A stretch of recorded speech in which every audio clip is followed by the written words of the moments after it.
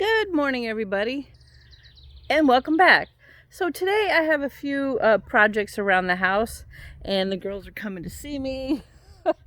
So we have a few projects, and a couple of them are not my favorite, but they really need to be done. So the first one is, let me show you what I got going on. So the first one is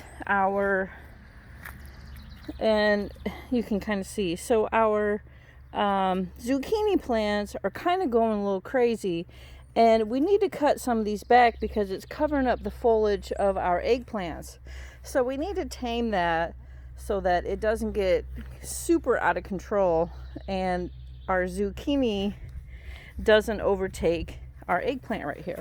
So what we're going to do is we're going to take some of these bigger leaves and we're just going to cut them off. And guys, this will not hurt your plant. Plant maintenance is number one for sure.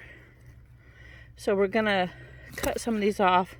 And this is not going to hurt the plant at all to cut some of that off. It just won't. And you want to cut it as close to the main stem and just trim it so that it's not overlapping. See how some of these leaves are overlapping as well? It's okay to take some of those off, guys. Don't be afraid to trim your plant. And just trim that, just like that. And just take that out of there. We don't need a whole lot crisscross and stuff like that. Your plant will do just fine without it. So, alright, so that guy is looking pretty good. We want to, and you can trim multiple times through the growth life of the plant. Don't worry about it. It's not going to hurt anything. And see, we got water. We still got some water standing because these leaves are overlapping. Now, a lot of these overlapping leaves, they can harbor pests, guys. So it's really important to make sure that things stay trimmed. And you can see over here too, it's encroaching in the beans as well. So we're just going to kind of walk around, see what we need to trim, and just keep things all neat and tidy. And then your plants won't go completely crazy. You know what I mean? And here's one down here. It's kind of underneath. Just trim it off. Yeah, it's going every which way. These are all crossing here as well. See that? That's how they're crossing. Some of these we don't necessarily need all these leaves because we really want to keep it nice and open in here as well. So we're just going to cut a few just to keep it all nice and airy. That's what we're going for. All right, what do we got going on right here? Okay, so that one's just a little encroaching. It's not going to hurt anything, but we just want to give it a nice little trim. We only cut two leaves on that side. It's not going to hurt it. What's going on with this? Let's see. And the boy's all going crazy. So we only cut 3 leaves over here, and that's okay. And you guys can see that the ends of these zucchinis, they're just empty, they're just round tuberous like. All right, so that was project number 1 that I definitely needed to take care of, and we'll just leave those right there for now, and let me show you project 2. Okay, so project number 2 involves pine shavings, a shovel, and my bucket. So I'm over here at the coop, and the coop needs to be cleaned out at least twice a year, guys, to prevent disease, pests, and other kinds of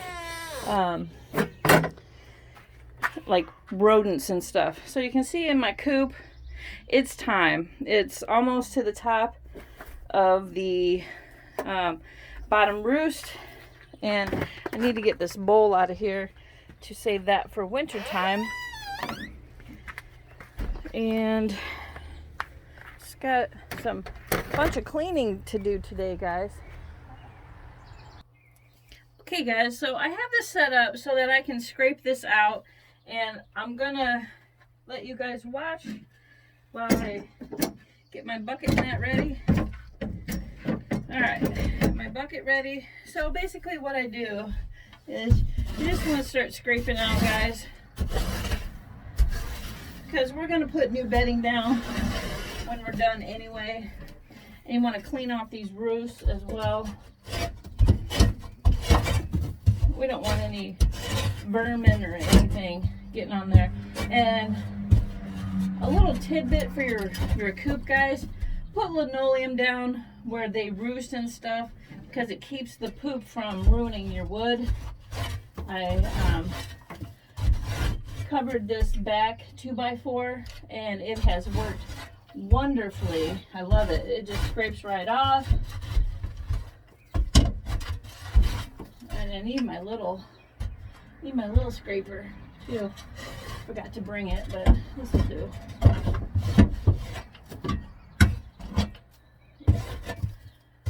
Alright, so we got that one. And this is thick, guys, but it's okay.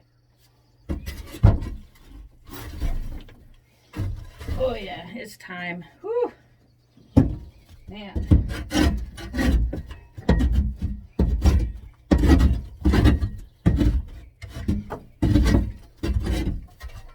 Alright. Guys, this is not my favorite job, but it has to be done for the health of your livestock. Thank God it only has to be done twice a year. Now, if you have more animals, you're going to want to do it more than twice a year. But this prevents pest diseases, guys. And this is just something you have to do when you have animals. It's not the most glamorous job, I have to say, but it's a necessary job for sure. It's kind of gross, you know. Nobody likes to be shoveling poo, but it is part of keeping animals. All right, let me pause this so I can get this all cleaned up. Okay guys, so you can see I got it all cleaned out and it's looking really good. You don't have to worry about every little bit and piece. So then next what I want to do is put down my bedding, which I like to use pine shavings because something in it, it helps not only smell, but pests. They're a deterrent for pests and bugs, and I really like that. And I just throw this around, make a nice light layer, maybe half an inch or so. If you're going for the deep bedding mix, then you will definitely want something a little thicker. But I just do a really light coat of shavings, maybe about a half an inch, just so it gets it smelling really good in here. And the chickens really like it. The straw, when I did the straw, they'd scratch in it, and the straw would end up all out in front of the nesting boxes. I'd always have to like move it anyway. So that's why I like to use the pine shavings now. So, and I really like the way it smells. You know, it smells so much cleaner, and they know it's clean. They love it. And I don't have to worry about them eating it or anything. They don't eat pine shavings or nothing. It's not harmful at all. And it just smells so good. I just love it. Put some up on the roast. There you go. Right there.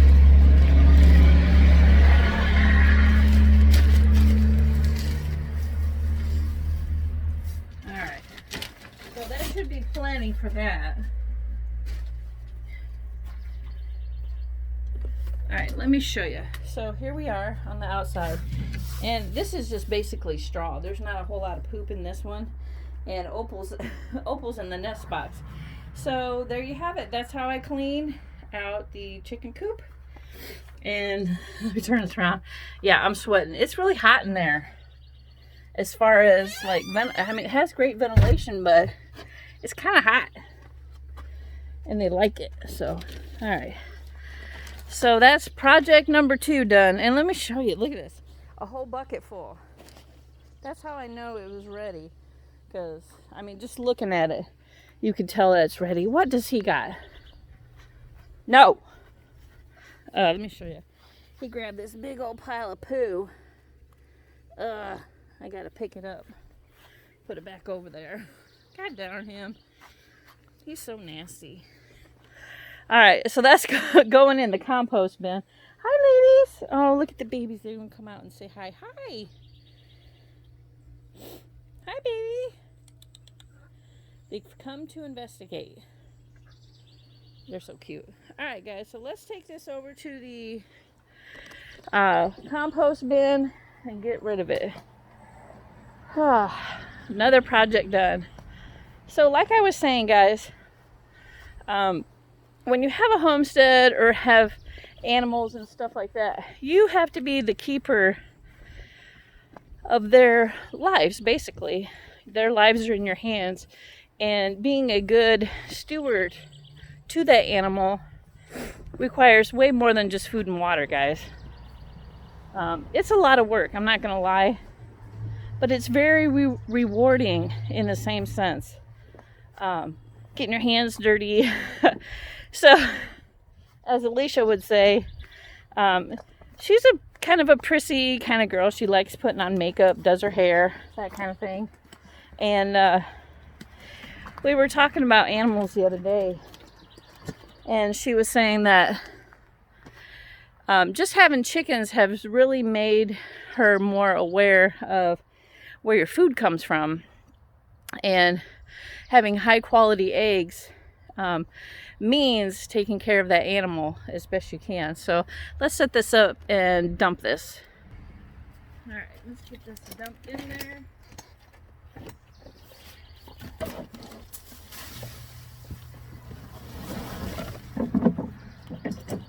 Whew. There's a lot of dust to that. It's really dry, even though it was in the coop.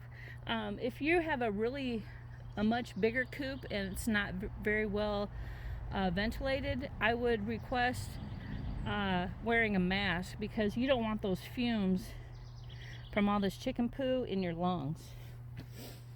All right, let's give this a little stir. And that is a lot of poo.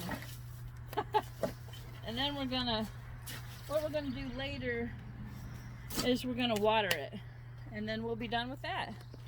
So that's that job. Phew, it's not my favorite job, but it is definitely a necessary job.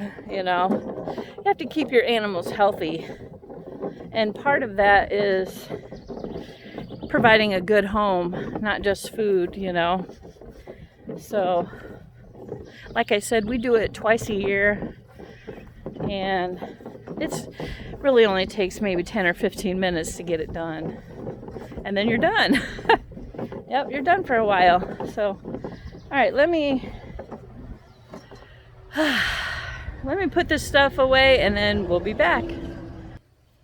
Okay guys, so my next project, I've been trying to come up with an idea for these I should say the newer 5 chickens that we have. They don't have a home right now. They will not go in the coop for nothing. And the bigger, my first group of girls tend to kind of shoo them away. So I need to make them a house. Yeah, I got to make them a bigger house. So I was thinking something like the brooder, but not the brooder. So they all lay together, and you can see there's one of the girls right there. But I need to make nesting boxes for them, because they will eventually lay eggs, and I want to be able to provide them cover, but I don't want my bigger girls getting in there, you know what I mean? To provide them enough privacy so that when they start laying, it won't be an issue with the other girls. So that's kind of where I'm at. I'm kind of stumped. I don't want to build a big separate house for them, and I really just wish they would go in there and use it, but they won't.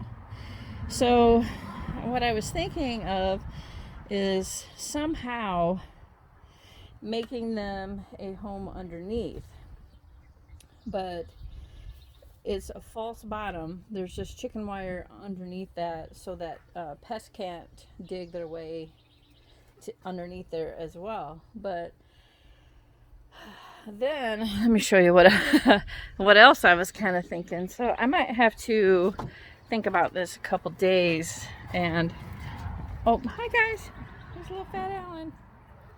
Is making a small house on the back here. Yeah, he won't do it. Is making a small extension of a house on the back side here, to provide them enough cover as well. And then I can still be able to collect eggs and that sort of thing.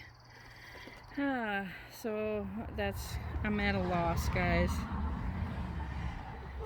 Oh, look, he's trying to hide. Hi, guys. They're starting to come around. Big Booty Trudy, of course. Oh, Goldie chased him away. Goldie, you little stinker. So that's kind of where I'm at. I'll probably build something on the back side here, because they won't hardly come out of that area. I mean, they can if they want to go in the yard. I'm not restricting them from not, but they need a home, and they need a home desperately, you know. So that's kind of what I'm coming up with, is to build a small home on the backside right here, at the bottom there. Not nothing too crazy big, but big enough for the 5 of them, and put some nesting boxes so they have a place to sleep at night. They've been sleeping amongst the trees, and when winter comes, that's just not gonna fly. Yeah, that's not gonna fly at all. So so that's what I got to do. I got to make these babies a home. Got to make them a home. So all right, so that's what I got. But yeah, I have to get some supplies together, and see what I got, and I'll keep you guys posted. But that's what I got today, was just chore day. And later, I know this is a terrible chore, guys, terrible chore. I have to get in the pool and start scrubbing the sides, because we haven't been able to get it in a couple days because it's cold. It's like really cold. It was 58 yesterday, the water was, so that's not healthy. I can't get in it when it's that cold, but I need to get in there today. It's supposed to be highs of 80 something today, so we shall see, guys. But that's what I got today. We'll catch you on the next one. Remember to love each other and be kind. See you later.